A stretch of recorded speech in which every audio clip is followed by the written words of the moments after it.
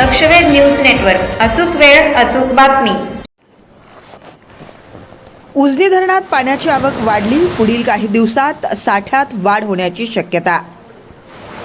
उजनी धरणातील पाणीसाठ्यात हळूहळू वाढ होत असून दौंड येथे भीमा नदीतून 54,249 क्युसेस पाण्याची आवक सुरू आहे।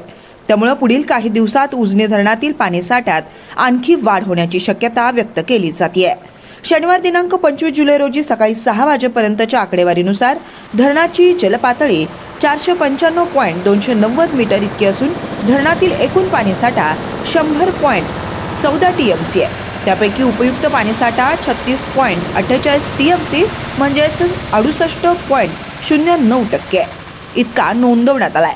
मागील वर्षी याच दिवशी धरणातील उपयुक्त पाणीसाठा 50.99 टीएमसी म्हणजेच 95.17% होता।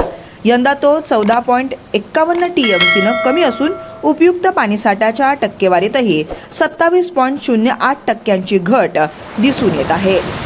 सध्या धरणाच्या सांडव्यावरून किंवा नदीपात्रात कोणताही विसर्ग सुरू नाही, तसेच वीजगृहातूनही पाणी सोडलं जात नसून केवळ सिंचनासाठी मुख्य कालव्यातून 2000 क्युसेस, बोगद्यातून 900 क्युसेस, सीनामाढा योजनेसाठी 280 क्युसेस आणि दहिगाव योजनेसाठी 90 क्युसेस पाणी सोडलं जात आहे।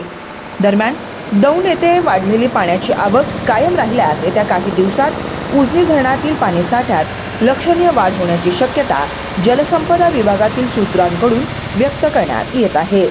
शेतकरी आणि नागरिकांचे लक्ष आता धरणातील साठ्यात होणाऱ्या वाढीकडे लागलं आहे।